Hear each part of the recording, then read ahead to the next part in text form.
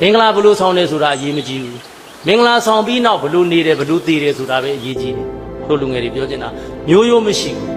မင်းတို့ကလေးကားတွေနဲ့တိုက်တွေနဲ့ဆိုင်ကယ်တွေနဲ့ဘလောက်ချမ်းသာပါတယ်ပြောအခုမင်းတို့တက္ကသိုလ်တင်ရင်တန်းနဲ့ဆင်းရဲပြီးတော့အမြဲတမ်းဝရိယရှိတဲ့လုပ်ငန်းမှန်မှန်ကန်ကန်လုပ်တယ်ကြိုးစားတဲ့ကောင်အဲ့ဒီကောင်တနေ့တတိဖြစ်မှာဦးအောင်ကအတန်းထဲမှာအမြဲတမ်းစာမတော်ဘူးနော်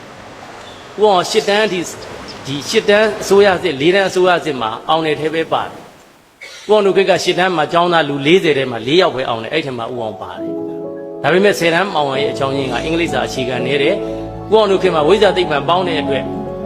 အင်္ဂလိပ်စာတွေနဲ့သင်ရတဲ့အတွက်ဦးအောင်တို့အင်္ဂလိပ်မလိုက်နိုင်ဘာလို့ဆိုတော့ကိုယ်ကံမှာမပိုင်ဘူးအခုဦးအောင်အင်္ဂလိပ်စာ speaking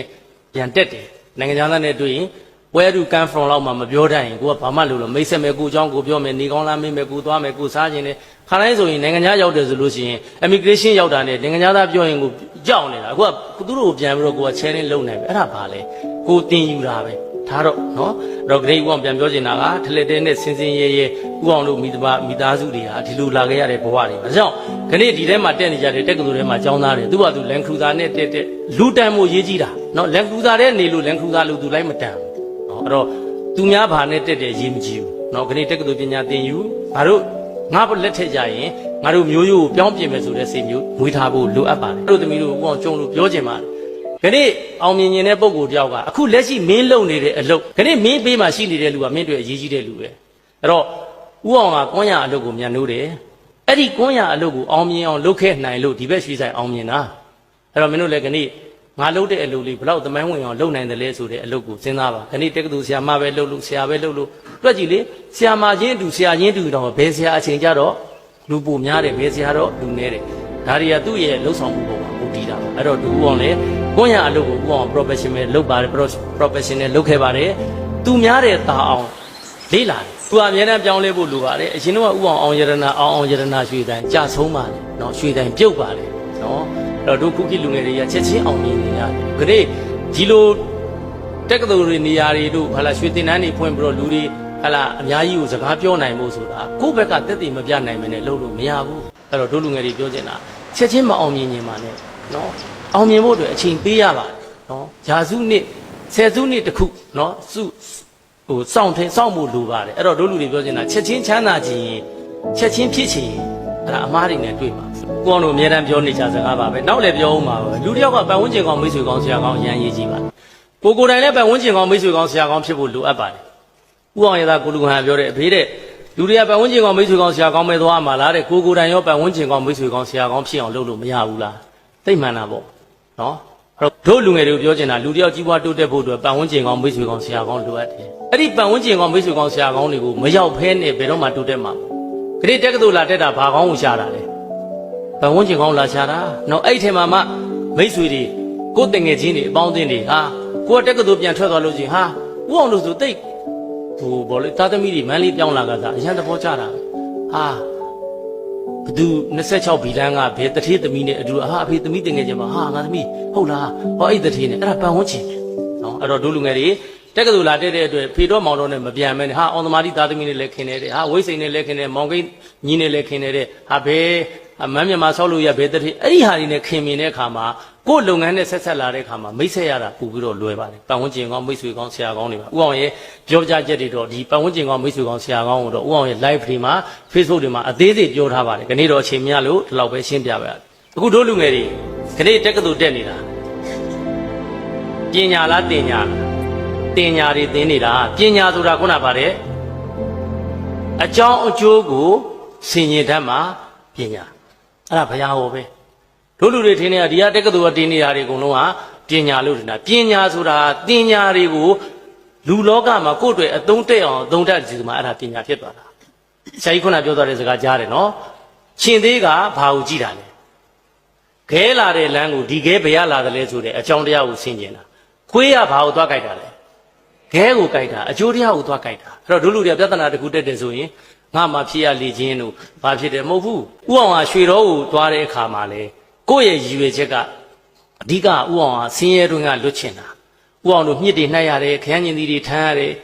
တကယ်ပြင်ပန်းတဲ့14နှစ်15နှစ်သားအရွယ်ကလေးကဥအောင်တို့16နှစ်10တန်းမောင်18နှစ်10တန်းမောင်ဒါပေမဲ့14 15နှစ်လောက်ကလေးကအဖေတော်ကောင်းယာရုကလုပ်ငန်းပြုတ်ပါတယ်ပြုတ်တယ်ဆိုတာအဖေကဟိုလိုအပြစ်ရှိလို့ပြုတ်တာမဟုတ်ဘူးလက်ပံလာကနေမိုးကုတ်ပြောင်းတဲ့အခါမသွားဘဲနဲ့ပေကပ်ပြီးနေတဲ့အတွက်အလုပ်ပြုတ်တယ်ပြုတ်တော့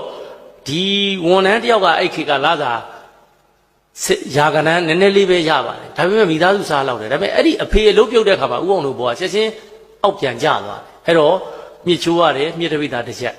်ညတိုင်းဆိုအဲ့မြစ်တွေကိုလက်နဲ့နှက်ရတဲ့အခါမှာမြစ်ထဲကိုမြစ်တောင်းတဲ့ကိုလက်ထည့်လိုက်တဲ့အခါမှာဒီမြစ်တွေရဲ့အသားတွေကဒီနုနယ်တဲ့အတွက်ကြီးအောင်ဆိုတဲ့ကောင်လေးရဲ့လက်သေးကြားတွေဝင်တော့မနေ့တိုင်းဆိုလို့ရှိရင်ဒီလက်သေးတွေကမြစ်တွေအခွန်တွေပြန်ထုတ်ရတယ်မြစ်ချိုးရတယ်စနေတွင်းနေဆိုလို့ရှိရင်ထင်းခိုးရတယ်ဒီထန်းတွေမခံရင်တော့ချမ်းသာခြင်းတယ်ချမ်းသာခြင်းတာကအရင်လားဆင်းရဲတွေလွတ်ချင်တာအရင်လားအဲ့ဒါမင်းတို့ပြောင်းမြန်လူတွေကချမ်းသာတာအရင်ဖြစ်နေတာချမ်းသာကနောက်မှအရင်ဘာလုပ်ရမှာတော့မင်းတို့ဆင်းရဲတွင်းတွေကလွတ်အောင်အရင်လုပ်ပြီးမှချမ်းသာတဲ့ဘက်ကိုခုန်ကူးရမှာအဲ့တော့ဆင်းရဲတွင်းလွတ်ဖို့အတွက်ငါဒီညှင့်မနိုင်ချင်ဘာလုပ်မလဲပြောရင်ရွှေရောဆိုတဲ့အရက်ဒေတာကိုသွားဖို့လုပ်တယ်ရွှေရောဆိုတာလည်းဥအောင်ချက်ချင်းမရောက်နိုင်ဘူးအမေနဲ့ကိုကြီးကုံစင်းရောင်းရင်တက်လန့်နဲ့ဒီရွှေရောကလူတွေရဲ့ဒီပစ္စည်းလာဝယ်တဲ့အခြေအနေပေါ်မူတည်ပြီးတော့ဟောရွှေရောဆိုတဲ့အတန်နားတဲ့ကြားကြတဲ့ဟာရွှေတော့အပုံလိုက်ကြီးဖြစ်နေတာလားရွှေသားဘယ်ဟုတ်မှာတော့ကွာတဲ့ရွှေတွေပေါ်လို့ရွှေရောခေါ်တာအဲ့ဒီကနေပူအောင်ဟာငါတနေ့ချမ်းသာရမယ်ဒီရွှေရောကိုရောက်အောင်သွားမယ်ရွှေတော့ရောက်အောင်သွားဖို့ဆိုတာဥအောင်တို့လွယ်တာမှမဟုတ်တာကိုရောက်ဘူးတာမဟုတ်ဘူးခုခေတ်လူကားမပေါ်ဘူးနော်အဲ့တော့ဒုစရီတို့ဥအောင်တို့ဆိုတာခုနပြောသလိုပေါ့ချော်လဲရောထိုင်ပြီးတော့ရောက်ခဲ့တာမဟုတ်ဘူးဒါလေးလဲဥအောင်တို့ဟာတို့လူငယ်တွေကိုခင်းပြောချင်တာမင်းတို့တက်ကတူရောက်နေပြီးတော့လွယ်လွယ်ကူကူမထင်နဲ့ငါတို့တက်ကတူကြောင်းတက်နေရတာကအမေတို့ဖေတို့ရဲ့ပတ်စံဖြုံးတယ်လို့မလုပ်ပါနဲ့နော်ဒီလပတ်စံဖေတို့စီက9000တောင်းရင်နောက်လာငါ3000ပဲတောင်းမယ်ငါဘာလုပ်မယ်နောက်ဆုံးပြောရင်နိုင်ငံသားမှာတော့ရှိတာပေါ့နော်တက်ကတူတည်ရင်တဲ့အစီအပွားရေးရှာလို့ရတယ်ဒီမှာတော့တို့ဘက်မှာပြည်မှာမရှိသေးဘူးသို့တော့ပြောချင်တာကကိုကမိဘကိုပြန်ထောက်ပံ့နိုင်တဲ့အဆင့်ရောက်အောင်အခုချိန်မှာထောက်ပံ့နိုင်ပြီလားမထောက်ပံ့နိုင်ဘာလုပ်မလဲရှော့သုံးမယ်ဥအောင်ရွှေတော်ကိုဘလို့စရောက်လဲအပေါင်းအသင်းဘလို့စီးယုံလဲခုနပြောတဲ့ကွန်းရကုံလာထိုင်းတယ်ခုံချထားတယ်လာဝဲတယ်ဘုတ်တို့ကြည့်ထိုင်ပြီးတော့လုံနေမယ်ဆိုဟာကိုကွန်းမစားဘူးလားငါမစားပါဘူးဆိုညင်းလို့မရဘူးဘာမှမစားတိုင်းရင်အနည်းဆုံးအချိုတော့စားတတ်ရမယ်နောက်ဆုံးအာနာတော့အချိုလေးစားကြည့်ပါအောင်ဆိုတော့သူကညင်းမရတော့ထိုင်ကုန်လဲထိုင်တော့တရားစားရင်တန်းလန်းနဲ့ဟိုအကြောင်းဒီအကြောင်းပြောရင်တန်းလန်းနဲ့ခုနအာရှူလေးကလည်းကောင်းတော့ပါလေတကြက်ဖို့ဝယ်သွားတာပဲဒါဥအောင်ရဲ့ marketing မင်းအဲ့တော့လည်းဒုသင်္นานသားတွေလို့ဘယ်မှတက်ထားတာမဟုတ်ဘူးနော်တချို့ကိုယ့်ရဲ့ဗီဇာရှိတယ်ခုနဥအောင်တို့မိဘနှစ်ပါးကိုပုံကြည့်တဲ့အခါမှာ attraction ကဘယ်လိုဖြစ်နေလဲမဲနေလားပြုံးနေလားအပြုံးနေတဲ့သွားတွေကို32ချောင်းအကုန်ပေါ်နေတာအဲ့မင်းတို့လည်းတို့လူငယ်တွေပြောချင်တာသူများပတ်စံရခြင်းရင်ဂါငယ်နဲ့ပါဆောက်ကိုမှန်နေကြည့်ငါဟာဂါငယ်များများနေရင်တော့ဂန့်ပြီနော်ပါဆောက်များများဖြစ်ရင်ပတ်စံရမယ်ဗါတယ်ဂါငယ်ဖြစ်နေရင်ဂန့်မယ်ပါဆောက်များများဖြစ်ရင်ပတ်စံရခြင်းဘာလို့ရမှာတော့ကိုဒါဖြစ်အောင်လို့မဟုတ်လဲအဲ့နဲ့တာချိတ်ထားနော်ပြုံးနေတဲ့အချင်းဟာအဲ့ဒါကိုဟာကိုလုတ်ယူရတာနော်ဒါလေးဥအောင်ရဲ့ဒါရွှေရောကအကြောင်းလေးတွေကိုဒါစာထဲမှာရေးရင်းနဲ့ခုန Bruce Lee တို့ဥအောင်တို့လူငယ်တွေတဘာဝပြောပြနေတာ Bruce Lee လည်းဘယ်လောက်ဆင်းရဲလဲဥအောင်လည်းဘယ်လောက်ဆင်းရဲလဲခနေ့ဒီချိန်မှဒါတွေပြောနိုင်တာနော်တို့လူတွေများများဆင်းရဲလေကောင်းလေပဲ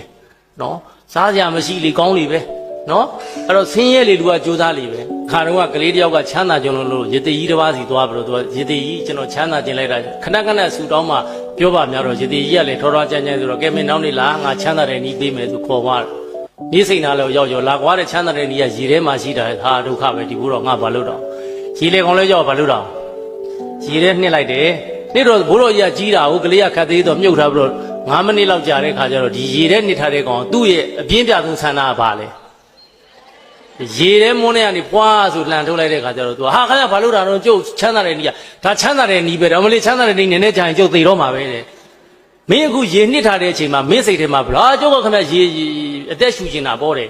ရေငုတ်တဲ့နေရာရေနှစ်နေတဲ့နေရာခင်ဗျမြုပ်ထားလို့တာကျုပ်ကမနေနိုင်လို့တာမနိုင်လို့တာခံရတာတဲ့အဲ့ဒီလိုပဲတဲ့ချမ်းသာခြင်းတဲ့ဆန္ဒက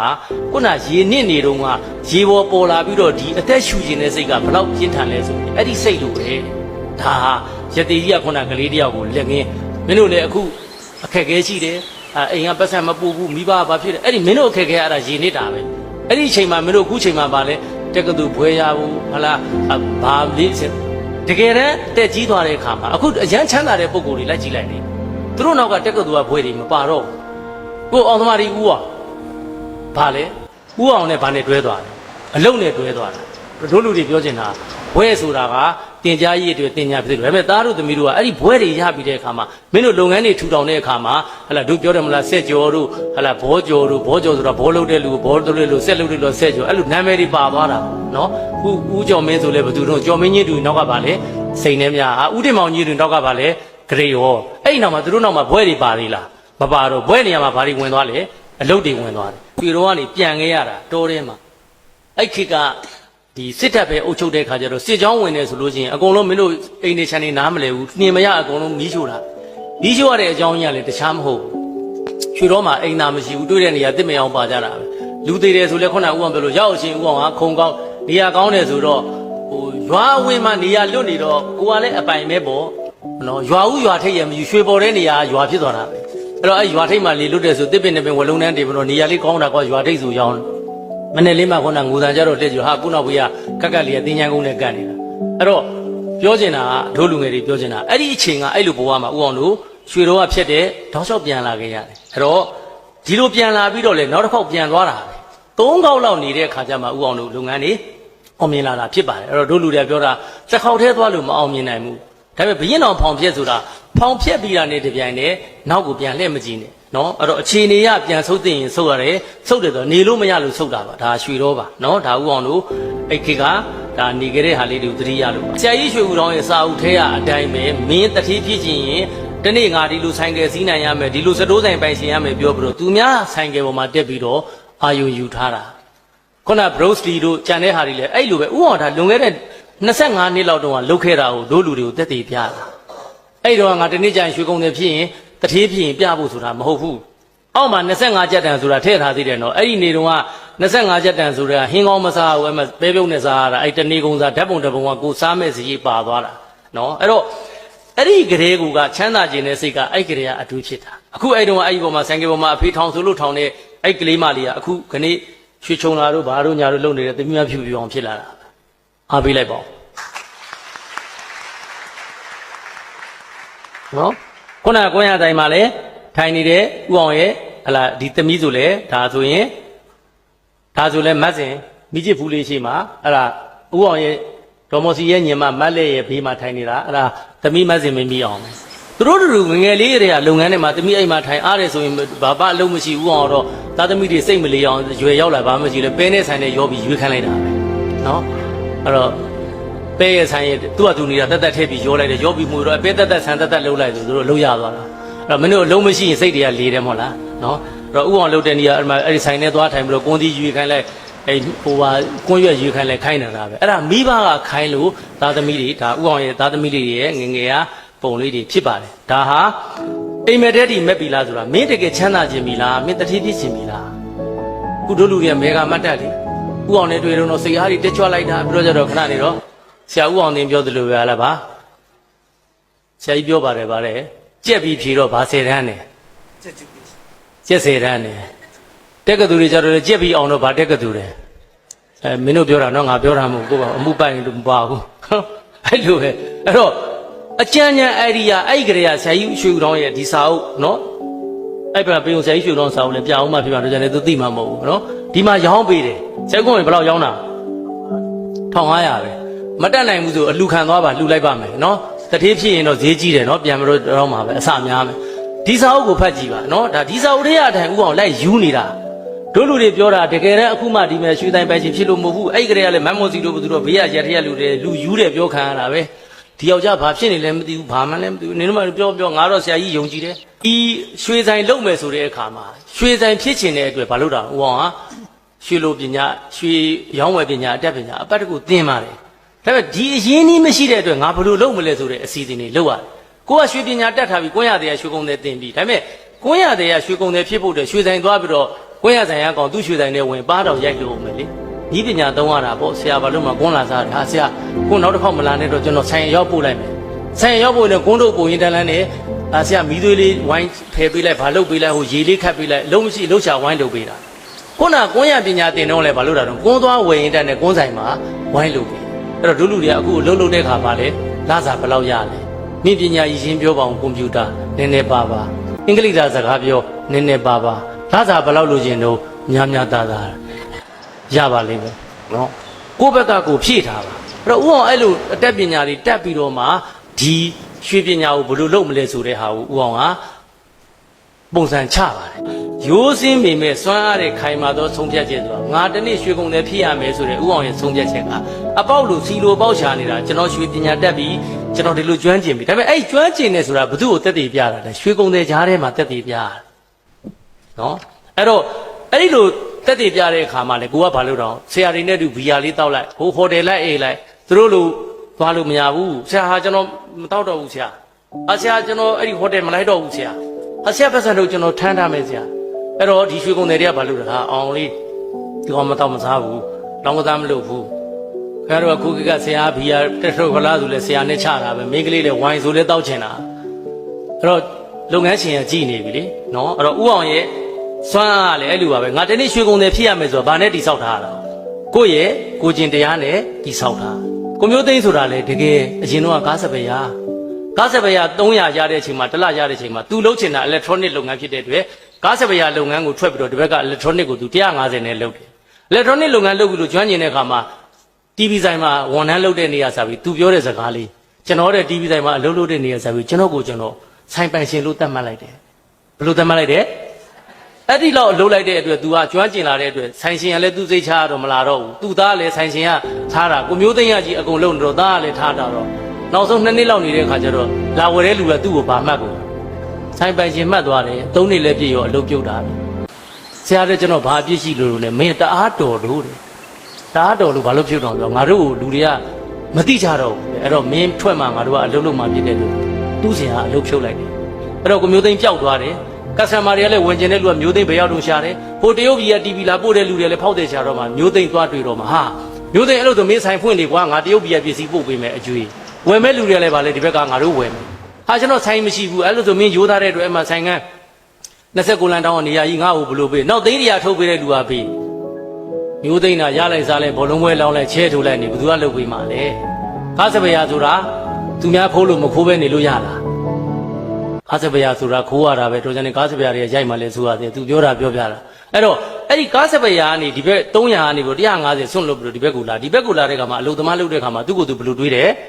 ်လုပ်ငန်းရှင်ဆိုင်ရှင်လို့တွေးတယ်အဲ့လိုတွေးရနေမှလောက်လာနောက်ယူရီဦးခမောင်ဝင်လဲဒီလိုပဲ4တန်းလောက်6တန်းလောက်တက်တာဟိုစက်ရေးရွာဘက်ကနွားကြောင်းသားနွားကြောင်းနေရတာနွားကြောင်းရင်းနဲ့စာရွက်လေးကောက်ဖတ်လိုက်တယ်ပစုံလုံးနိုင်နေတဲ့ចောင်းသားတယောက်ကတနေ့ရှင်မရင်မဖြစ်ဘူးလို့ဘယ်သူပြောနိုင်လဲဆိုတော့စာပေမဖတ်နိုင်တဲ့အတွက်ပေါ့စီဖင်ကတ်နေတဲ့ဟာဒီအထုပ်တစ်ထုပ်ဖင်ကစာလေးကိုပြန်ဖတ်ပြီးတော့မှ तू အားရှိပြီးတော့ငါမြို့ပြောင်းမယ်မြို့ရောက်တာနဲ့တပြိုင်နက် तू အလုပ်လုပ်တယ်လုံရင်တန်းလန်းနဲ့အဲ့မှာတိုင်းပညာသင်တယ်အားတဲ့အချိန်မှာအင်္ဂလိပ်စာ speaking တက်တယ်အဲ့ဒီမှာ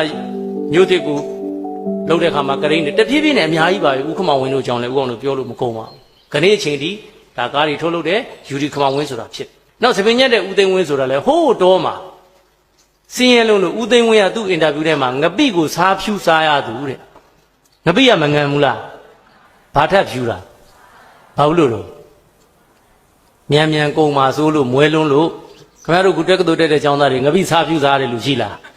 မရှိဘူး तू ကငပိမြန်မြန်ကုန်ပါဆိုလို့စားဖြူထားရတာဆရာအောင်ကြီးတဲ့အဲ့တော့အဲ့ဒီလိုလူကခဏအချိန်မှာမန်းလေးမြို့ပေါ်မှာဗမာပြည်မှာရှိလို့လားလူ100 200နဲ့သပင်ကိုကွချွနဲ့ညှက်နေတာအဲ့ဒါမြေတူးစားတဲ့သိန်းဝင်းဟိုဘက်ကနွားကြောင်းသားဒီဘက်ကစပယ်ယာဒီဘက်ကကွန်းရတယ်ဒီလူတွေအားလုံးကဥအောင်တို့ညီကိုတွေကဥအောင်ရွှေတင်တန်းမှာသူတို့လာပြောပေးတယ်သူတို့ဘဝတွေကိုမရှက်မကြောက်ပြောတယ်ဒါပေမဲ့တခြားလူတွေလည်းရှိပါတယ်အဲ့တော့တို့လူငယ်တွေပြောနေတာခဏမန်းလေးမြို့မှာအောင်မြင်လို့ချမ်းသာနေပါဆိုတဲ့ပုံကိုယ်တွေဟာနော်ခဏဥအောင်တို့10 တန်းစာမေးပွဲဖောင်တင်တိုင်းဥအောင်10 တန်းဖြည်နေတာနော်အရန်10 တန်းအောင်နေတာအရန်တက်ကတူဘွဲရကျင်တာဘာလို့တော့ဟိုရက်ွက်ထဲမှာရဝတ္တယူတာတောင်မှကိုကရဝတ္တဖြစ်ချင်တော့သူကစည်ရင်ပေးတာပေါ့နော်စိတ်ကူးတဲ့ပါတကယ်မလုပ်ပါဘူးခင်ဗျားတွေဘွဲမရလို့မရဘူးတဲ့နော်အဲ့တော့မင်းတို့ဒါတွေကအဆောင်ရောင်အနေနဲ့လိုအပ်ပါလေနော်ကြိုးစားပါဒါပေမဲ့ဥအောင်ပြောတာဥအောင်နိုင်ငံကြီးလည်းမလုပ်ဘူးဘာမှလည်းမလုပ်ပါဘူးခုနရဝတ္တယူတယ်ဆိုတော့လည်းတကယ်မဟုတ်ပါဘူးမလုပ်ပါဘူးစိတ်ကူးထဲမှာတွေးကြည့်တာဩငါ10 တန်းမအောင်တဲ့အတွက်ရဝတ္တတော့မဖြစ်နိုင်ဘူးအဲ့တော့ငါဘာပြောလဲ10 တန်းဖြည့်ချင်လိုက်တာအဲ့တော့တို့လူငယ်တွေလည်းဒီခွင့်ရရနေတာလုပ်ပါလူတွေကမေးတာပေါ့ဥအောင်စိတ်ကြတဲ့အချိန်မှာဘယ်လိုလုပ်လဲဩစိတ်ဓာတ်ကြတာပေါ့လူပဲစိတ်ဓာတ်မကြတဲ့လူမရှိဘူးဥအောင်တို့အချိန်ချင်းကြပါတယ်ဥအောင်ဆိုလို့ရှိရင်ခုနကွင်းရဆိုင်မှာထိုင်နေတန်းလန်းနဲ့တငယ်ချင်းတယောက်ကသူကြောက်လေးဝယ်လာလိုက်ပြောင်းငါအောင်ကြီးတာ90နဲ့ဝယ်တာကွာခဏနေတော့သူက100တန်လေးထုတ်ပြဟာငါ100နဲ့ရောင်းခဲ့ပြီ ပြောပါများတော့စိတ်ဝင်သားလာဟာအဲ့ဒါမင်းဘလို့လောက်တာတော့ဟာငါကြောက်ပညာဘလို့ပညာဆိုအဲ့လိုပဲသူနဲ့ပေါင်းရင်တင်းရင်နဲ့မင်္ဂလာဆောင်မှာရတဲ့လက်ဖွဲ့4000သူ့ထဲကိုကြောက်800ထည့်လိုက်အခုချိန်ကြီးပြန်မလာတော့မုတ်တို့ကိုမေ့ရောရှိတဲ့မိမရဲ့ဆွဲကြိုလက်ကအကုန်အကျွေးတင်တာအဲ့တော့အဲ့မှာအရန်စိတ်တက်ကြတယ်ဘာလို့အမှန်ကိုမသိဘူးအဲ့တော့တို့လူငယ်တွေလည်းပြောချင်တာအမြဲတမ်းစိတ်တက်ကြတဲ့အချိန်ရှိပါတယ်သို့တော့စိတ်တက်ကြတဲ့အတွက်စိတ်တက်ကြတဲ့အတိုင်းဆက်နေလို့မရဘူးအဲ့တော့ဥအောင်ကအဲ့ဒီငွေ4000ဆုံးယုံအလိန်ခံရတာဟာအခုချိန်ကြတော့သိန်းပေါင်း4000သိန်းပေါင်း4000မခံရတော့ဘသူမှကိုမယုံတော့တာဗျာအဲ့ကလေးကအဲ့ဒီငွေ4000ကအခုတည်းဘယ်ဟာမဆိုလွယ်တကူယုံတဲ့အကျင့်မရှိတော့ဒါမှမဟုတ်တို့လူငယ်တွေလည်းပြောချင်တာနော်မျောလင်းချက်တစ်ခုခုကြဆုံးသွားတဲ့အခါမှာကိုယ်မှာအခက်ခဲရှိလို့ဆုံးရှုံးခဲ့ရင်အဲ့ဒါကိုသင်ခန်းစာယူပါဥအောင်ကတော့အမြဲတမ်းဘဝမှာချက်ချင်းလည်းငယ်ဘယ်တော့မှမအောင်မြင်ရွှေကုန်တယ်ဖြစ်တော့လေမအောင်မြင်ဘူးမန်းလေးရောက်လာတဲ့အခါဥအောင်ရွှေလော်ဘူးရွှေကုန်တယ်လုပ်တယ်ရွှေတိုင်မဖွင့်သေးဘူးရွှေအသင်းကိုသွားတယ်ကိုကရွှေသန့်စင်လုပ်ငန်းလုပ်တယ်ကိုမီလီယံတုံးလေးကင်ပြီးတော့ဈေးကွက်သွားတယ်ဈေးကွက်ကဆရာတွေစီရောက်တယ်ကျွန်တော်အောင်သမားတွေလေးရောက်နေလို့ပါငါတို့ကအကယ်ဒမီဝယ်တာတဲ့မင်းအောင်သမားတွေမဝယ်ဘူးတဲ့ဟောဟုတ်ကဲ့ပါအဲ့ဒါဆိုဘယ်လိုလုပ်ရမှာလဲမင်းအောင်သမားတွေအကယ်ဒမီသွားလှော်ကြီးတဲ့အကယ်ဒမီကလှော်ပြန်လာရင်မင်းရွှေဝယ်ပေးမယ်အဲ့ဒါဆိုဒီလိုလုပ်ပါဆရာရဲ့လို့အကယ်ဒမီသွားဖို့လဲကျွန်တော်အချိန်မရှိတဲ့အတွက်ကျွန်တော်ရွှေလေးကိုအကယ်ဒမီဆရာပါဆရာသွားလှော်ပြီးတော့ငွေလေးတော့ကျွန်တော်ကြိုထုတ်ပေးလိုက်ပါတကယ်လို့အဲ့ဒီရွှေရော့ခဲ့တယ်ဆိုကျွန်တော်ယော်ပါမယ်လှော်ကလည်းကျွန်တော်ပေးပါဟာအဲ့လိုဆိုရင်တော့ရတာပေါ့ဒါပေမဲ့အကယ်ဒမီပေါက်နေတဲ့ဈေးတဲ့ဒဲပေးမလားလှော်ရမှာဖြစ်တဲ့အတွက်လျှော့ပေးမလားလျှော့ပေးတာပေါ့ခံရတာပဲပြီးခဲ့သွားလှော်တဲ့အခါမှာကိုရွှေရကောင်းတာဖြစ်တဲ့အတွက်ရော့သလားမရော့ဘူးအဲ့ဒီမှာလေအကယ်ဒမီမရရင်အောင်သမားကြီးဝယ်လဲရတယ်ဆိုတာစမ်းသက်တဲ့နေရာပါလေကောင်းတဲ့ရွှေတန့်စင်လုပ်ငန်းဖြစ်တဲ့အကယ်ဒမီရွှေကိုကိုရွှေစက်ရုံကိုသွားပြီးအလှော်ခံလိုက်တာဈေးကြတော့ရောကိုကရောက်တဲ့ဟန်ဖုန်းကပါတာမဟုတ်ဘူးကိုကဘလောက်တော့ဟာရွှေဈေးတွေကကျနေတာဟာနေုံတော့ငါဖုန်းဝင်လာတယ်ဟဲ့အောင်အေးပြောတကယ်ကြီးရန်ကုန်ရွှေပဲသေးကြီးတော့ဟာရွှေဈေးတွေကျနေတယ်ဟာငါသွားရောရွှေဈေးတွေကျဟုတ်ကဲ့ပါဆရာရဲ့ကျတော့လေကျသေးပေါ့ရွှေရောင်းပြီးလို့မှအိမ်မရောက်သေးဘူးရွှေဈေးကပြန်တက်သွားပြီကိုကမသိဘူးလေနောက်ကြဘယ်ဟုတ်မှာတော့ဟိုတစ်ပင်ရကောင်တဲ့ဒီရွှေယုံတွေကနေဒီနားလေးတွေကတ်ဆဲတာသူတို့ချင်းမင်းမယုံရင်တည်းစပီကဖွင့်ပြမယ်နားထောင်ကိုကအဟိုမှာဟုတ်တယ်တဲ့ငါရန်ကုန်အမှန်ရန်ကုန်ကဆက်တာမဟုတ်သူတို့ဒီဘေးနားတွေထရန်ချားတာလေနော်ကျတို့ရွှေကုန်တယ်များလည်းခဲ့တယ်တခါလေးဓာတ်တိန်နဲ့စကားပြောတာနော်ဟိုရက်လက်ကလာဝယ်တဲ့ခါကျနေဦးနဲ့အမကျွန်တော်မေးလိုက်အောင်မယ်ဟဲ့အောင်ရွှေသေးဘယ်လောက်ပေါက်လို့ဘေးမှာလူကတယောက်မှမရှိဘူးနော်ဓာတ်တိုင်ကြီးနာသွားပြီးဓာတ်တိုင်နဲ့စကားပြောနေနော်ကိုလည်းဓာတ်တိုင်နဲ့စကားပြောခံခဲ့ရနော်အဲ့တော့ပြောချင်တာကအဲ့လိုကြီးဖြစ်တဲ့ခါမှာအရန်စိတ်တက်ကြကိုရွှေလည်းဈေးနှိမ်ခံရတယ်ဈေးကလည်းအပြည့်မရအောင်ဒါပေမဲ့ဥအောင်တို့ဘာလုပ်လဲဟာငါရွှေတိုင်ဖွင့်ရင်မဖြစ်ဘူးလားငါရွှေတိုင်ဖွင့်ပြီးငါအတုံးနေငါရောင်းမှာပေါ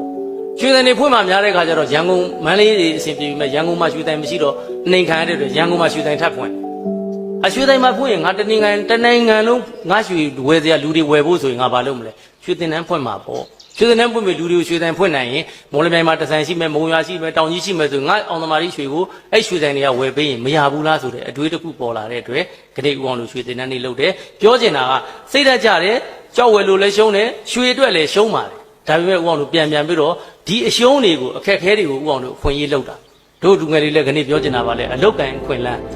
လုတ်ကန်ခွင်လန်းဆိုတာမင်းတို့ကြာရှုံးလေအဲ့ဒါအခွင့်လန်းပဲအဲ့ကြာရှုံးနေဆိုတာကိုငါတို့ပြီးပြီကွာဆိုငုတ်တို့ထိုင်နေရင်တော့အဲ့ဒါတက်တက်လို့အဲ့ငုတ်တို့မေးတာနဲ့ခံရမှာဦးအောင်တို့ဘဝမှာအမြဲတမ်းအောင်မြင်တယ်ဆိုတာမရှိပါဘူးခရီးချင်းဒီဦးအောင်ဘာကိုရှုံးနေလဲပြောတယ်ဒီမဲ့အဆုတ်ယောဂကိုနှိမ့်ဆက်နေရလေစကားပြောရတဲ့အလုပ်တို့မှာဒီအဆုတ်ယောဂကကိုယ်တွေလေပြောတဲ့အလုပ်ကမဟုတ်ဒါပဲပါလေငါမှတောင်းရှိတယ်ကလေးတွေပြောပေးဖို့လို့ဒီစကားလေးတစ်ခွန်းကြားသွားလို့ပြုပြင်သွားမယ်ဆိုရင်တို့လူတွေတိုးတက်စေခုမြင်ချင်းနေဆိုရင်နော်ရိုးသားဒီနေ့ဦးအောင်တို့အောင်သမားကြီးရွှေကိုလူတွေကမေးတယ်အာအောင်သမားကြီးနာမည်ကြီးတယ်ဗျာတဲ့ခင်ဗျရွှေကောင်းအောင်ဘယ်လိုလုပ်တာလဲဦးမေဆရာလူမေခွန်းမှားနေတယ်ဟာဆရာဘာမှားလို့လဲရွှေဆိုတာကျွန်တော်အောင်သမားကြီးဦးအောင်ကကောင်းအောင်လုပ်လို့မရဘူးငရဲမီးနဲ့ night train နဲ့ချွတ်ပြီးသား19.5ဘလောက်ရှိတယ်ရှိပြီးသား99.998ရှိပြီးသားရွှေကိုကောင်းအောင်ထပ်လုပ်လို့မရဘူးဒါပေမဲ့ကျွန်တော်ဗာလုပ်တာတော့မရောပဲနဲ့အဲ့ဒီအကောင်းကိုအကောင်းတိုင်းရောင်းတာဥအောင်ရွှေကောင်းအောင်လုပ်လို့ရလားတကူရှင်မမဟုတ်တာလေရွှေလော်တာငဲမိနဲ့လုပ်တာအဲ့ဒါကိုကျွန်တော်ကဘလို့ကောင်းအောင်လုပ်ပါတယ်မဟုတ်ပါဘူးเนาะအဲ့တော့ဥအောင်ဗာလုပ်တယ်လေရွှေကိုမရောဘူးသူများကိုငါဗာပေးလို့ရမလဲဥအောင်လို့ရွှေတိုင်စပွင့်တဲ့အခါမှာကိုယ့်တဲ့နာမည်ကြီးတဲ့ရွှေတိုင်ကြီးအများကြီးရှိတယ်ဒါပေမဲ့ဒီနေရာကွက်လက်လေးတခုငါရအောင်ဘလို့လုပ်မလဲစဉ်းစားတဲ့အခါမှာသူများတွေရောတော့လက်က2မျိုးယူတဲ့အချိန်မှာငါ1မျိုးတည်းယူရင်မရဘူးလားပရင်းစရာခေါ်မေးတယ် ဟဲ့မင်းလည်းလက်ခမယူနဲ့ငါလည်းမယူငါဆိုင်ထဲမှာလည်းရော့ရွက်ပေးရင်လက်ခမယူလက်ခပေးရင်ရော့ရွက်မယူရွှေဆိုရင်နောင်တာရှိတိအောင်သမารိကတောင်းဝင်ယူဒီကြော်ညာလေးနဲ့သွားမယ်နော်ရွှေရည်ပြည့်မှန်အာမခံတဲ့အောင်သမารိစာရေးဆရာလေးဆရာဦးကျော်ရင်မင်းတို့ဆရာဆူးငှက်တို့ခေါ်ပြီးတော့ကျုပ်ဒါလေးတွေရေးပေးတယ်မှာကျုပ်ဆိုင်ဖို့ပေါ်မှာဒီလိုတင်နေတယ်ရိုးသားသားရောင်းတယ်ရောင်းစည်းဝယ်တဲ့နောက်ကတ်ထားတယ်အဲ့လိုလှုပ်ချင်းအပြင်ကိုယ့်ရဲ့အောင်သမารိလူတီများလာတယ်အဲ့ဒါပါလေသူများရောတဲ့လက်ကနှစ်ခုယူတဲ့ချိန်သတိလက်ကောက်တွေရောတဲ့ယူတဲ့ချိန်မှာကိုယ်လက်ခနဲ့ရောင်းတယ်တခုခုရိုးသားတော့တီထွန်လိုက်တဲ့အခါမှာနေရာတစ်ခုရတယ်အဲ့ဒီလိုပါပဲနော်ဥအောင်လွန်ခဲ့တဲ့10နှစ်ကျော်လောက်က15နှစ်တော့မမှတ်မိတော့ရက်ဆွဲတော့မသိဘူးပထမပုဂ္ဂလိကဘဏ်မှာဥအောင်ပတ်စံ3သိန်းသွားထုတ်အဲ့ခေတ်ကရွှေတကြသား4000လောက်ပဲရှိတယ်အဲ့အချိန်မှာကောင်တာတွေကကလေးလေးကပတ်စံထုတ်တဲ့ထဲကနေ10သိန်းပေးလိုက်တယ်ပြောတယ်ခင်ဗျားထုတ်တဲ့ပတ်စံကြည့်တော့ဟာလို့ခင်ဗျားဒါဘယ်လောက်တုံးဆိုတော့3သိန်းလေးတယ်ဆရာပြန်ကြည့်အောင်လို့10သိန်းတုတ်ကြီးဖြစ်ဟာတော်သေးတယ်ဗျာတဲ့ကျွန်တော်ဒီလောက်တာမှားပြီလို့ခင်ဗျားယူသွားခဲ့လို့ကျုပ်တစ်သက်လုံးကိုစိုက်ဆက်လို့ကုန်မှာမဟုတ်ဘူးတဲ့ဒါပေမဲ့ပြောချင်တာဒါတွေဘာကြောင့်သိတာလဲပြောရင်တရားနာတယ်စာဖတ်တယ်အဲ့တော့ဒီနေရာမှာလည်းဒီလူငယ်တွေကိုပြောချင်တာဘာလို့ရမလဲရိုးဖြောင်းပါနော်မတိမနိုးနာရတဲ့ဟာဘယ်သူသိမသိသိကိုစောင်းနဲ့ကိုသိတယ်ကိုယူသားတယ်ဆိုတာကိုသိဖို့လိုအပ်တယ်အများကြီးဖွင့်ပြဖို့မလိုဘူးဥအောင်တို့လည်းစာမေးပွဲတွေမျိုးစုံစစ်ခံရပါနော်အဲ့ဒါလေးတွေရေးကြည့်ပါဥအောင်သမီးတွေကိုမှားလာတယ်ငါသမီးလို့ရွှေတိုင်းမှာရွှေလာဝယ်တဲ့လူရှိရင်လို့နော်ဝယ်မာလားရောင်းမာလားကြိုမမေးပါနဲ့သူ့ဘာသူဝယ်ခြင်းဝယ်ရောင်းခြင်းရောင်းကိုရောင်းနိုင်တဲ့ဈေးကိုနောက်မှဆိုင်းပုတ်ချိတ်ထားတယ်တချို့ကရွှေတိုင်းမှာသွားဝယ်တယ်ဝယ်မဲ့လူလာလို့ရှိရင်အတက်တရားတွေပြောတယ်ဟာကမ္ဘာရွှေသေးရတက်လို့မြမရွှေသေးရတက်လို့ तू ကဝယ်မှာကိုတကယ်လို့ရောင်းမဲ့လူထင်လို့ချင်းလဲရောင်းမဲ့ပုံစံကြည့်နော်ဟာခင်ဗျာအခုကရွှေတွေကအဝင်များလို့အကြတရားတွေဟောမလုပ်ပါနဲ့သူ့ဘာသူကြိုက်တာလုပ်ပါစေနော်ကိုကကိုယ့်ဘက်ကယူသားသားဖွင့်ပါတို့လူငယ်တွေလည်းပြောချင်တာကိုယ့်အလုံးနဲ့ကြုံရတော့မယ်အဲ့ဒီကိုကမှန်မှန်ကန်ကန်လုပ်ပေးလိုက်တဲ့ customer तू ကတော့ကြောက်သူပါဇက်နဲ့ပြောတော်လိုက်တာဖောက်တယ်တွေအများကြီးရလိမ့်မယ်ဥအောင်တို့ရွှေဆိုင်ဟာဟလာပစ္စည်းစုံတာနဲပါတယ်ဥအောင်တို့ရွှေအကောင်းကြောင်းတဲ့ခါမှာအညံ့ခုတို့ဗမာလူမျိုးကလည်းကွာကြားတယ်ရွှေတစ်ချက်သားနဲ့9မျိုး6မျိုးဝှချင်တာနော်ရွှေတစ်ချက်သားနဲ့ဆွဲကြိုးလေးလည်းပါခြင်းနဲ့ဆွဲကြိုးလေးပါတော့အောက်ကဗာလေးဆွဲခြင်းတော့ဆွဲသီးလေးကဆွဲခြင်းနဲ့ပြီးတော့ဗာလေးလို့ငကလေးကတက်ခြင်းသေးတယ်လက်ကောက်လေးကလည်းပါခြင်းသေးတယ်လက်စွပ်လေးလည်းစွတ်ခြင်းသေးတယ်တစ်ချက်သား6မျိုးဆိုတော့ရောတဲ့ဘယ်နှခါပေးရတော့6မျိုးပေါ့ခင်ဗျားတို့ရောင်းတော့အဲ့ရောတဲ့နှုတ်တာနဲ့ကုံရောနော်ဥအောင်တို့ကြတော့အသေးလေးတွေမလုပ်ဘူးရွှေကောင်းကောင်းရောင်းတယ်အခုလဲတခါတလေစိတ်မကောင်းဘူးဟိုတည်းကနေဥအောင်ခေါက်ကွင်းရောက်တဲ့အခါမှာခေါက်ကလေးမလေးတို့မေးကြည့်တယ်နင်တို့လက်ကောက်ဘယ်ရဝယ်လဲဒီတိုင်းဒီဇိုင်းကဝယ်ပါဘယ်ဆိုင်ရတော့130ရှုံးပါဟုတ်ပြီညီ130ရှုံးဝယ်ခဲ့တာညီအခုရွှေသေး10သိန်းမှဝယ်လို့ရွှေသေး30ဖြစ်ရင်တက်သေးပြီဟာဘယ်ပေးမှာတော့ဥအောင်နဲ့10သိန်းနဲ့ပဲပေးတယ်သမီးတို့က9ကျပ်တိုးဆို9ကျပ်လျှော့ရင်ပြီးရောနားမလဲဘူးတဲ့အဲ့တော့ရွှေတစ်ကျပ်သား3သိန်းလုံးကဝယ်ထားတဲ့ရွှေဝယ်တဲ့လူတယောက်က10သိန်းဖြစ်တဲ့အချိန်မှာအဲ့ဒီဆိုင်ပြန်ရောက်တော့3သိန်းနဲ့ပဲတွက်ပြီးအဲ့တော့အဲ့ဒီတစ်ကျပ်သား3သိန်းလုံးကလား तू ကမှန်မှန်ကန်ကန်တစ်ကျပ်သားရွှေအကောင်းဝယ်ထားခဲ့ရင်10သိန်းဖြစ်တဲ့အခါသူ့တွေရင်းနှီးမဖြစ်ဘူးလားအတိမရှိတော့တဲ့အတွက်သူများပြောတဲ့ဟာပဲဝယ်ရတယ်ခဏအချိန်တိရှိနေတော့မယ်ဒါကြောင့်မို့လူအမကုံလူကုံမအားသို့တော့ပြောချင်တာဒါကိုကခေါင်းရိုက်တဲ့ကလေးမလေးတွေတွေ့လို့တာဩသူတို့တွေမသိတော့ခံနေရတာဒါမှမဟုတ်ဥအောင်တို့ရွှေတင်တန်းတွေမှာပြောပြတာအရောရွက်ဆိုတာဘာလက်ခဆိုတာဘာလျှော့သေးဆိုတာမဟုတ်ဘူးခဲတို့အခုပြောနေတယ်ရွှေဆိုင်တွေမှာလျှော့သေးမယုံပါနဲ့အောင်သမารိဘယ်တော့မှလျှော့သေးမရောင်းဘူးဘာဖြစ်လို့တော့ရွှေတကြသား10သိန်းကိုခင်ဗျားတို့9သိန်းနဲ့5သိန်းနဲ့ဘယ်သူလျှော့ရောင်းမှာဟာဘယ်စိန်ကတော့ဘယ်နှကြခိုင်တို့မယုံပါနဲ့အဲ့သိန်း100တန်နဲ့စိန်လက်ကောက်တကွင်းကိုသိန်း50နဲ့ရောင်းရင်အဲ့သိန်း50ပြန်ဝယ်သွားပြီးနောက်တစ်လနေလို့ပြန်ရောက်ရင်သိန်း100ရောက်ရခဲ့ရင်တော့ဒါတကယ်လျှော်သေးအစ်စ်ဖြစ်လိမ့်မယ်သိန်း100တန်ကို50နဲ့ရောက်ပြီးပြန်သွင်းတဲ့ကအစိတ်ပဲရတယ်ဆိုတော့ခင်ဗျားတို့လျှော်သေးမဟုတ်ဘူးနော်ဒါကိုနားလဲစေချင်တာဥအောင်လို့မလုပ်စေချင်ပါဘူးတို့တချို့တော့ရောင်းနေကြတာပဲလူတွေကလည်းယုံနေကြတာပဲဒါလည်းကျွန်တော်တို့ကြုံလိုက်လို့ပါအဲ့တော့ပြောချင်တာရိုးဖြောင်းမှာကိုယ့်လုပ်ငန်းပေါ်မှာရိုးဖြောင်းနော်ဥအောင်တို့ဘယ်တော့မှအခုဥအောင်တို့ရွှေရိတ်တာပေးတယ်လွန်ခဲ့တဲ့9နှစ်3နှစ်ကလက်ကောက်တကွင်းရဲ့ဘောင်ချအတိုင်းအခုရွှေရောင်းတယ်ဒီဟာဖြစ်ရမယ်သို့တော့ခေတ်ကာလအရာသူများအကျော်တွေတက်ရင်တော့တက်မှာပေါ့နော်ဆိုလိုတာရွှေတပိတ်တာကန်တန်းပဲပေးလို့ဒီပစ္စည်းတစ်ခုပေါ်မှာနည်းနည်းစီတင်လိုက်กว่าဆိုတာမျိုးမယူသားတာလုံးမဆိုင်ဘာလို့လ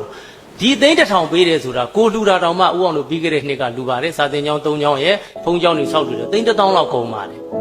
ကိုကလှူတော့လူရှိသူရှိမှသိန်း1000လောက်လှူတော့မှဒီကိုတဲ့ဆင်းရဲလို့ကိုတဲ့စီးပွားလာကိုနဲ့မပြိုင်နိုင်လို့ကိုအားကိုလို့လာဝဲတဲ့ရွှေကုန်တဲ့ကိုမယိုးမသားသူ့ဘောကခုတ်စီးလို့ဘာလို့မှာတော့အဲ့တော့ဒုလူတွေပြောချင်တာကိုကစတန်မာကိုယူသားစွာလုပ်ပါဒါဥအောင်တို့အောင်မြင်နံပါတ်6ဆိုတာကအမြဲတမ်းယူသားပါတယ်တာသမီတွေလည်းမှားထားတယ်ဘယ်တော့မှငါတို့မယိုးမသားလုပ်မကျွေးနဲ့ မတ်စင်တို့ဖြူပြောင်းတို့မှားထားတယ်နင်တို့နော်ရှာတော့ကနင်တို့တယောက်တည်းရှာတာငါတို့စားတော့မိသားစုကအပြည့်စားမှာအဲ့ငရဲကြလို့ခံရရင်နင်တယောက်တည်းခံရမှာငါဆိုင်တိုင်းတော့လည်းနင်တို့ကိုမယုံမသားရှာမကြွေးဘူးတို့လူတွေလည်းပြောချင်တာမိသားစုဘယ်တော့မှမယုံမသားရှာမကြွေးနဲ့လူတွေကမဟာရရရှာတယ်လှူကြတန်းကြတယ်လူရှိသူကြီးလို့ဒါပေမဲ့တခါလေစိတ်မကောင်းပါဘူးတချို့လိန်သွားတဲ့လူတွေဘာညာနာမည်ပြတ်တဲ့လူဥပအောင်လို့ရွှေလောကမှာရှိပါဒါပေမဲ့အဲ့ဒီလူတွေအလှူဒန်းလုပ်တဲ့ခါမှာတချို့ကဘာဝင်ပြောလဲပြောရင်ဒီလိုလူနေမဲ့စားကွာတဲ့ငါတို့စီကလိန်ထားတာတွေပြန်ပေးရင်မကောင်းဘူးလားကြားတဲ့ကစိတ်မကောင်းဒါဒီပြည့်လုပ်ငန်းတွေလည်းဒီလိုပါပဲနော်ဥအောင်လို့ရွှေလောကမှာခဏခဏပါပဲတော့ကြလေးလေးမြန်ပြီးတော်ပြန်လေးလေးမြန်ပြီးပါပြန်ပြီးဒါပါလဲပြောရင်ရွှေကတစ္ဆာရှိတယ်သူ့ကိုစနစ်တကျတစ္ဆာရှိသွားရောက်ရင်ရွှေကပြန်စောင့်ရှောက်တယ်ရွှေပေါ်မှာမယိုးမသားလုပ်ခဲ့ဘူးဆိုတော့ရွှေကလည်းဓာပြန်ခတ်တတ်ပါတယ်ဒီမှာတနိုင်ငံလုံးမှာရှိတဲ့ချမ်းသာခြင်းတဲ့လူငယ်တွေဥအောင်လို့ပြောချင်ပါတယ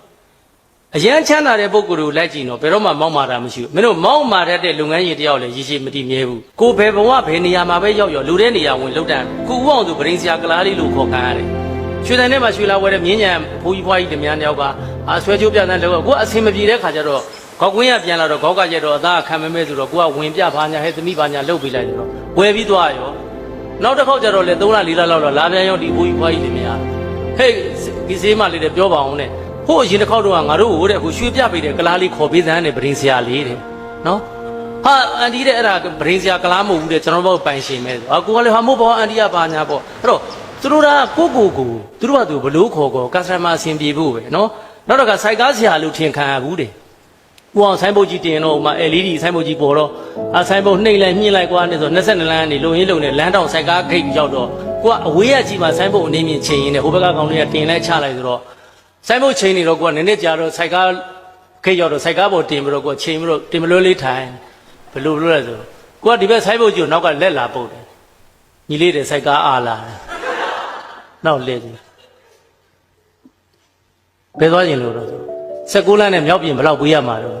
ခင်ဗျအဲ့ဒါဆိုတော့900လောက်တော့ကြမယ်အိတ်ကွာတယ်သွားမယ်လေရေတန်မှုလေမင်းရေတောက်အောင်မလားတဲ့ကိုရေတွေပါတိုက်တယ်ဟာစိုက်ကားသမားဦးရဖားရပြေးလာဟဲ့လူတယ်ခင်ဗျအဲ့ဒါပဲအောင်သမားတိပိုင်ရှင်လေးပဲဘာစိုက်ကားသမားမို့နေပါသေးကွာလို့မင်းမရှိငါဝင်နေမလို့နော်လူဆိုတာကိုကဘာဘူးလို့စိုက်ကားပေါ်သွားနေတာလေကိုရုပ်ကလည်းစိုက်ကားရုပ်သူခေါ်ခံရမှာပဲလေစိုင်နဲ့ရွှေတိုင်နဲ့နေတာတော့မှဘာပုံစံပေါက်တော့ရင်းစရာပုံပေါက်နော်နော်အဲ့တော့ဂိတ်ဆောင်နော်တခါတော့လည်းရွှေသင်္นานတက်တဲ့ကရွှေသင်္นานတက်မဲ့လူတွေကလာတဲ့ကကိုကတရက်ပင်အောင်ထိုင်းနေတာဘိုးတော်ကြီးကလည်းကားနဲ့ဘာနဲ့ဝင်ချဆိုင်ကယ်နဲ့ဝင်ချလာတော့ကြီးလေးတဲ့ရွှေသင်္นานတက်ချင်လို့ဟုတ်တက်ပါလို့ရပါတယ်လို့အဲ့နဲ့ငါကားထိုးဖို့ကဘယ်ထိုးရမလဲဆရာအဲ့ပဲထိုးလိုက်ပါလို့ဆိုတော့လုံညုံရေးသမားအပေါ်သွားတာဟိုငါကားထိုးဖို့ကနေရာမရှိဘူးလေကွာတဲ့ဆိုင်ကယ်ကန့်လန့်ဖြစ်နေမင်းရွှေ့ပြီဟာဟုတ်ကဲ့ရပါတယ်လို့ကျွန်တော်ဆိုင်ကယ်တွေပဲရွှေ့ပေးရတယ်အဲ့ပတ်ဆိုင်တွေကိုဂျာညညက်ပြီးတော့သူကစင်ရင်းတွေပဲသွားပေးဟုတ်ကဲ့ဆရာကြီးပြန်လာပြီးကွာတယ်ငါအဆင်ပြေခဲ့ဟုတ်ကဲ့တင်တဲ့လေရောကိုကအဖွင့်မှာစကားပြောတာဟုတ်ကဲ့ကြီးဟာဂိတ်ဆောင်ကမင်ကုန်းပြောနေပါလားလူဆိုတာအချိန်တန်ရင်သူ့ဟာနဲ့သူဖြစ်လာမှာပါစောတော့ကငါဘာတွေမပြောပါနဲ့နော်ဒါလေးလေးပါနောက်ဆရာเจ้าဆင်းရဲတဲ့ဘဝသူเจ้าဆရာဘဝတော့ကားတားစီကားကောင်းထဲမှာလူနေရလွတ်တော့ကျွန်တော်တို့လင်မယားတဲ့ခေါင်းထဲကလိုက်လို့ရလာတယ်အာသမားလည်းဘာဘသူနဲ့စိတ်ဆိုးနေမသိပါဘူးဒါမှမဟုတ်လေခေါင်းကန်းနဲ့သူ့စော်ထိုင်မှုခြံထားလာတော့မသိပါဘူး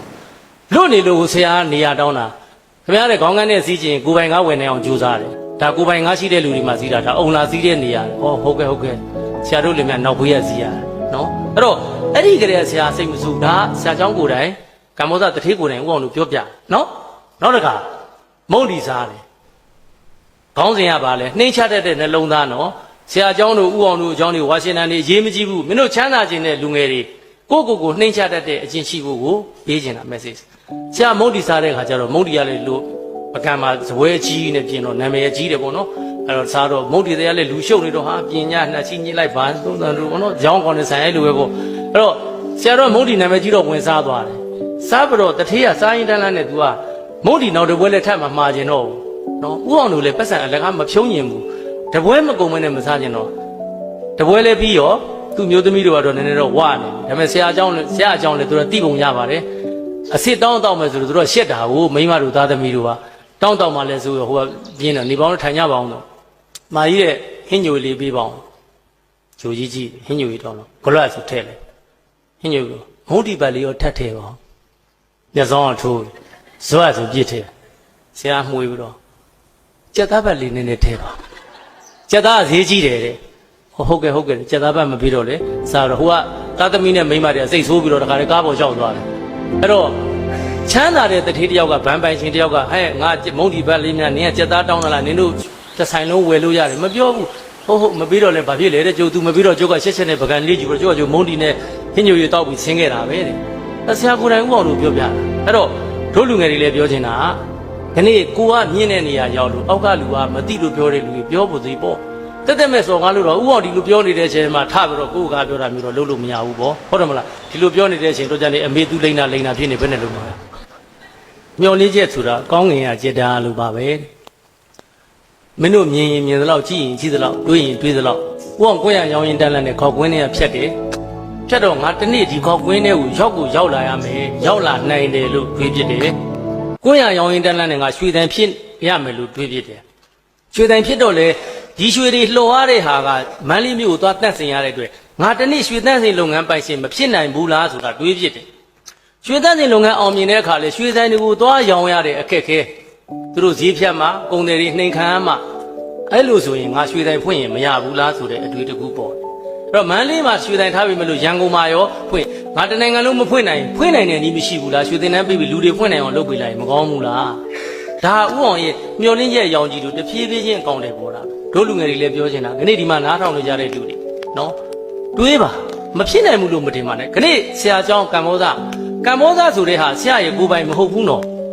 ်သူများစီကဝယ်တဲ့နာမည်ဘန်လုတ်ပြီးသားလူတယောက်ကအဲ့ဒီလုပ်ငန်းတစ်ခုမအောင်မြင်တဲ့အတွက်ဆရာအဲ့ခေတ္တက3,900နဲ့ဝယ်ပြီးတော့အဲ့ဘန်လုပ်ငန်းကိုသူဆက်လုပ်ခဲ့တာခဏအောင်သမားကြီးဥအောင်ဆိုတဲ့အောင်သမားကြီးဆိုတဲ့နာမည်ကလည်းသူများရွှေတင်ဖွင့်ထားတဲ့နာမည်ဆိုင်းဘုတ်ကိုဥအောင်ယူပြီးလုပ်ခဲ့တာ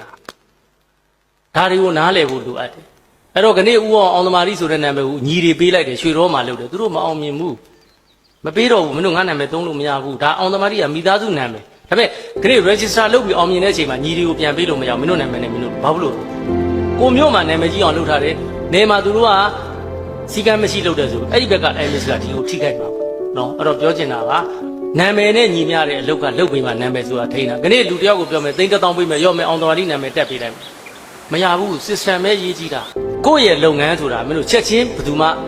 အောင်မြင်မှာမဟုတ်နော်အဲ့တော့မျောလင်းချက်ရောင်ကြီးဆိုတာအမြဲတမ်းတန်းထားပါအဲ့ဒီမျောလင်းချက်အတိုင်းအကောင့်ထဲဖို့ကကိုယ့်ပေါ်မှာပဲတောင်းဝန်ရှိပါတယ်အဲ့တော့ YouTube ပါဥအောင်ဆိုလို့ရှိရင်အရင်ကတည်းကချမ်းသာခြင်းတဲ့အတွက်အဲ့ဒီမှာအိမ်ဒီမှာထင်ရန်ကိုစက်ကူကတ်ထားတယ်ကိုလူဟန်မွေးနေမှာအဲ့မှာလက်ဆောင်ရတဲ့ပစ္စည်းလေးကနည်းနည်းလေးပဲဒါပေမဲ့ဘာလို့လို့အဲ့ဒီနောက်ကထင်ရန်မှာစက်ကူတွေကတ်ထားတာလည်းကားမို့အဲ့ကတည်းကတိုက်နေနေခြင်းဟာအဲ့တော့လည်းဥအောင်ဆိုင်ကယ်မစီးနိုင်တဲ့အတွက်7 အဆုပ်လေးစီးတယ်ထောင်းမပါဘူးပြန်လာတယ်သမီးမဆင်ကိုပြောတယ်မဆင်လို့ယူမဲ့အဖေဆိုင်ကယ်တော့ချိုးကြီးတယ်ဘယ်လဲဆိုင်7လေးငါရှာမရှိနဲ့ငါဆိုင်ကယ်သူဆိုင်ကယ်ပဲဘယ်နာထားမှာတော့ဟုတ်တော့ပျောက်လို့မရဘူးလေ7ကဈေးကြီးတာထောက်ကမပါဘူးဗရိတ်ကလည်းမရှိဘူးရှိလေကောင်6ထိုးလိုက်တာဗရိတ်ပဲတောက်ကဝင်းနေရမှီလိုက်တာအဲ့တော့အဖေဘယ်ထားမှာလို့ငါ TV စင်ပေါ်တင်လိုက်တယ်ဟာ TV မပြောနဲ့ရေဦးစင်တော့မရှိဘူးငါတို့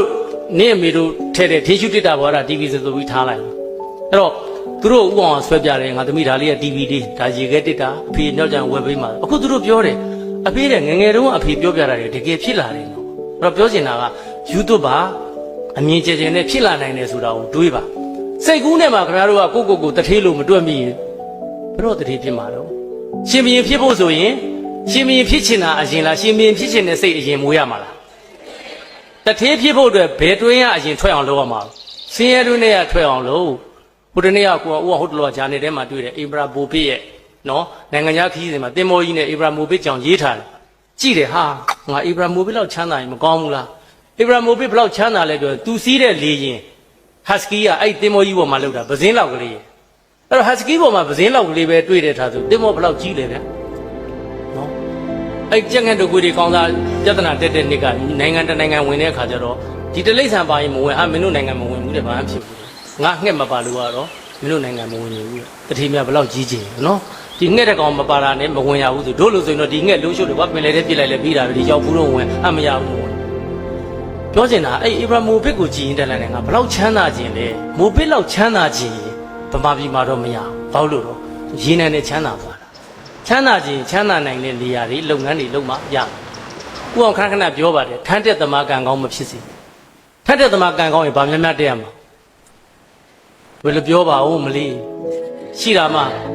ာမှလူကတဖြည်းဖြည်းနဲ့ဖြုတ်နဲ့ပြန်သွားတာလူကများ နော်ချမ်းသာမဲ့ကိစ္စကိုမလိုချင်ဘူးတဲ့ကျတို့ကတော့ဟိုကချိန်ထားတဲ့ကြီးစားနဲ့ဟာတော့မစောင့်နိုင်ဘူးတဲ့ပြန်ရမှာနော်ဒီချိန်မှာစောင့်နားထောင်လို့ဟိုမှာအမေသေးဖေမသေးနားထောင်မင်းတို့တို့အကျိုးရှိလိမ့်မယ်အဲ့တော့ဒီအချက်လက်ရှိချက်ကိုဥအောင်တို့ပြောနေရင်ကြောင့်စိတ်ကူးရအတိုင်းပဲအကောင့်တွေပေါ်တယ်အဲ့စိတ်ကူးရအတိုင်းပဲယူသွတ်ပါတယ်မယူသွတ်လို့မှမရတော့ခုနကသူများဆိုင်ကပေါ်တက်ပြီးဥအောင်ဘာလုပ်တာတော့တနေ့ငါဒီလိုချမ်းသာမင်းတို့တို့လည်းရောက်တဲ့နေရာမှာအဲ့ဒီစိတ်ကူးကူးလေးပါကိုယ့်ကိုယ်မြင့်မြင့်ချမ်းပါနော်အဲ့တော့ချမ်းသာဖို့ဆိုတာတတိပံဝန်းကျင်ရောက်ဖို့လိုတယ်တတိပံဝန်းကျင်မရောက်ဘဲနဲ့ဘလို့ချမ်းသာမှာလို့ကိုယ့်တင်နန်းသားတယောက်ကိုမေးတယ်ဟေးကောင်လို့မင်းတင်နန်းသားဆိုရင်မင်းအခုဒါဆရာเจ้าကမင်းကိုဘာလို့ PSO ခတ်မယ်ဆိုရင်မင်းလုံမှာလားဟာဆရာလုံမှာပေါ့အဲ့လိုဆိုငါမင်းကိုမေးမယ်လို့ဆရာเจ้าဘေးမှာကမ္ဘောဇတတိဘေးမှာနေမဲ့ PSO ဆိုရင်မင်းအနည်းဆုံးဘာသာ၄မျိုးလောက်တက်ရမယ်လို့မင်းတက်လာတယ်ဆရာရဲ့ကျွန်တော်ဗမာဆောင်တော်တော်ပြီးအောင်ပြောနေတာဘလို့လောက်ခံမှာအခုမင်းတို့ဒီအချိန်မှာဘာလို့မှာတရုတ်စကားပြောကျွမ်းကျင်အောင်လုပ်တရုတ်မကောင်းကြောင်ရှောက်မပြောနဲ့အမေရိကန်တော့တရုတ်ကသိမ်းသွားပြီနော်အကုန်လုံးတရုတ်စကားပြောတက်ရင်ဥအောင်တို့ရွှေရောမှနေကြတဲ့ဥဟာစတိုးဆိုင်ဖွင့်နေရောင်းတယ်ကိုကဘောင်းမီရှည်ဝယ်တဲ့ဂျင်းကြီးတစ်ထည်ဂျင်းမောင်းမီဟိုဘက်ကသူကတရုတ်ချင်းပြောနေတယ်အေးတဲ့တကျဲတဲ့ညီလိုကျွချင်းဝူပယ်နဲ့ပြီးမယ်တဲ့ကိုဝယ်ရတာ600ဝူပယ်ဆိုတာဘာလဲဝူပယ်မသိတော့ကိုတရားမများဘူးလားအဲ့တော့ပြန်မေးကြည့်တယ်ဝူပယ်ဆိုတာဘာဝူပယ်ဆိုတာ900ဟာငါတရုတ်စကားမသိတာငါတရားများတယ်တကယ်လို့တော့ဝူပယ်သိဟေးတကောမင်းဟိုတကျဲကိုပြီးတဲ့ဟာ900ဆိုငါလည်း900ပြီးတယ်အဲ့ဒါဘာမတက်လို့လဲဘာသာစကားမတက်လို့နော်အင်္ဂလိပ်စကားပြောတက်အောင်တင်ပါနော်ဘာဘူးလို့တော့မင်းတို့တထေးပြေရောက်ဖို့ဆိုလို့ရှိရင်ဘာမှမတက်တဲ့ကောင်ဘာလို့မှာတော့ဖဏတ်တိုက်လောက်ရမှာပေါ့တက်ချင်ကိုကဆရာကြောင့်ဟဲ့ငါဂျပန်နဲ့တွေ့ဟာဆရာဂျပန်နဲ့တွေ့မယ်နှုတ်ဆက်မယ်အင်္ဂလိပ်လိုပြောတတ်တယ်တရုတ်လိုပြောတတ်တယ်စရင်ဟာရတယ်ဆရာကွန်ပျူတာကျွန်တော်ဘယ်အဆင့်လဲလဲပဲLCCN ဘလောက်ကျွမ်းပြီးသားအဲ့ဒါဆိုရင်မင်းတို့တထေးပြေရောက်မှာပေါ့အဲ့တော့ကို့မှာဖြည့်လို့ရတဲ့အချိန်မှာသားတို့သမီးတို့အချိန်မချုံးငင်မှာတက်ပါတရုတ်စကားပြောကျွမ်းကျင်အောင်တက်ဥအောင်ဒီမှာရွှေသင်္ကန်းတက်တဲ့ကလေးတယောက်အပတ်စဉ်၄မှာတက်သွားတာသင်္ကန်းလာတဲ့တုန်းကယူသလိုလိုကြောင်သလိုနဲ့အခုနောက်ပိုင်း3,000လောက်ရသွားတယ်ဒီမှာအဲ့ခေတ်တုန်းကရွှေသင်္ကန်းအပတ်စဉ်၄ဆိုတော့လွန်ခဲ့တဲ့နှစ်တော်တော်ကြာပြီအဲ့တုန်းကရတနာဘုံဈေးမီးလောင်တော့ construction တွေပြန်ဆောက်တဲ့အခါမှာ तू ကတရုတ်လိုပြောတတ်တဲ့အတွက်ပွဲခရောပွဲညွန်ရောအဲ့ဒီကောင်အကုန်လုံးတရုတ်လိုပြောတတ်တဲ့အတွက်ဘာဘွဲ့တွေညာတွေမပြောနဲ့အဲ့ဒီကောင်အဲ့မှာနေ3,000လောက်ရအောင်ပါတယ်နောက်အဲ့ဒီကနေတော်တဲ့အတွက်အခုစင်ကာပူကိုထပ်ပေါ်သွားတဲ့စင်ကာပူကအဲ့ဒါတရုတ်စကားပြောတတ်တယ်နဲ့သူထိရောက်သွားတာနော်တက်အောင်တင်ပါဒါတွေကဥအောင်ပြောချင်တာကယူသွချင်းဆိုတဲ့အပိုင်းကနေပြီးတော့မြို့တက်ရန်ဆိုတဲ့ဟာလေးတွေကိုစဉ်းစားတာပါဥအောင်တို့ US တို့ယူထုတ်တို့သွားဖို့အတွက်အိမ်မက်တောင်မမက်ဘူးတခါတလေဥအောင်ပြောတယ်ဥအောင်မိမညောင်မေသူဟင်းညောင်မင်ဘူးသူက US တွေပါရောက်လို့ပါလားအမလီတဲ့တော်ပါလေတဲ့ကွန်းရတယ်လေရောက်နေတာပါပဲတဲ့ဒီများနဲ့တယောက်တွဲနေကြတာစိတ်ကူးနဲ့ငါတို့တနေ့အမေရိကန်နိုင်ငံရောက်ဖူးရမယ်ဆိုတဲ့အတွေးတွေရှိပါတယ်စိတ်ကူးနဲ့ကူရတာပတ်စံကုန်လားမကုန်ပါဘူးကူးလိုက်စမ်းပါခင်ဗျားတို့စိတ်ကူးနဲ့တော့ငါမဖြစ်ပါဘူးဆိုတစ်သက်လုံးဖြစ်မှာမဟုတ်ပါလုပ်ငန်းအောင်မြင်ဖို့အတွက်ဥအောင်ပြောမဲ့10ပိုင်းဆိုတာနံပါတ်6ရှိပြီနောက်တစ်ခုပြီးရင်ပြီးပြီအဲ့တော့လုပ်ငန်းအောင်မြင်ဖို့အတွက်တီးခန့်ဆောင်ဆိုင်ဖို့လိုအပ်ပါတယ်လူတွေကနည်းနည်းလေးဈေးပေးတယ်ဆိုရောင်းကျင်နေပြီရောင်းတယ်ဆိုရောင်းကျင်နေပြီနောက်တစ်ခုဘာပေါ်တယ် iPhone ဘာပေါ်တယ်ဆိုဝယ်ခြင်းပြန်ပြီဝယ်ပြီးမကြသေးဘူးရှုံးပြန်ပြီနောက်တစ်ခုထွက်ထပြန်ဝယ်ခြင်းပြန်အဲ့တော့ကိုယ်စိတ်ကိုထိမ့်ပါကူအောင်လို့ဆို Toyota Land Cruiser ဝယ်မစည်းခဲ့ဘူးဘာလို့လဲ Land Cruiser တစ်စင်းကိုဝယ်မယ်ဆိုရွှေတပိတ်ရွှေအချိန်30ရှိတယ်အဲ့ဒီအချိန်တော့ဥအောင် Land Cruiser ဝယ်မစည်းဘဲနဲ့ရွှေတိုင်းဒီဇိုင်းထပ်ဖွင့်အဲ့ဒီအချိန်တော့ရွှေ Land Cruiser ဝယ်စည်းတဲ့လူတယောက်ကအဲ့ဒီရွှေအချိန်30တန်တဲ့ကားကိုအခုပြန်ရောင်းမယ်ဆိုလို့ရှိရင်အလွန်ဆုံးရရင်ရွှေ90တာဘယ်နှပိတ်တာပျောက်သွားပြီကိုးပိတ်တဲ့ခွဲပျောက်သွားပြီအဲ့ဒါဘာလဲပြောရင်ကိုယ်စိတ်ကိုဘာဝယ်ခြင်းဘာလုပ်ခြင်းမဆိုင်တဲ့ဟာဆိုနိုင်အောင်ထိနောက်ကိုယ့်ရဲ့တန်ဖိုးရှိတဲ့ဟာကိုလည်းဈေးပေါ်နဲ့မရောင်းပါနော်ဒါလေးတွေသတိထားဖို့ပါအဲ့တော့ကိုအောင်လို့ဆိုရင်ပြန်ဘက်တွေရွှေလောဘိုတွေအတိုင်တော်ထူတဲ့ပြဿနာမလုပ်ရဘူးနောက်တစ်ခုသတိပေးခြင်းနော်အတိုင်တော်မထူနဲ့နော်သားတို့သမီးတို့ပြောချင်တာစီးပွားရေးလုပ်မှလားနိုင်ငံရေးလုပ်မှလားကိုယ့်ဘက်ကိုခွဲခြားဥအောင်လို့ရွှေတော်ကနေရောက်လာကြတဲ့ဥအောင်လို့ဒီအခုရွှေတင်တန်းဆိုရင်ဥအောင်လို့ဒါတင်တန်းအပတ်စဉ်30ရောက်တော့မယ်အစိုးရ30ရှိပြီဥအောင်ဒီရွှေတင်တန်းမှာဒီလိုစကားတွေပဲပြောနေတာပဲဘယ်အစိုးရနဲ့မှပြဿနာမတည့်ဘူးဒါမှမဟုတ်စီးပွားရေးလုပ်ငန်းရှင်ဆိုတာမင်းကိုလည်းမဆန့်ကျင်နဲ့မင်းနဲ့လည်းအယောမဝင်နဲ့ပါတယ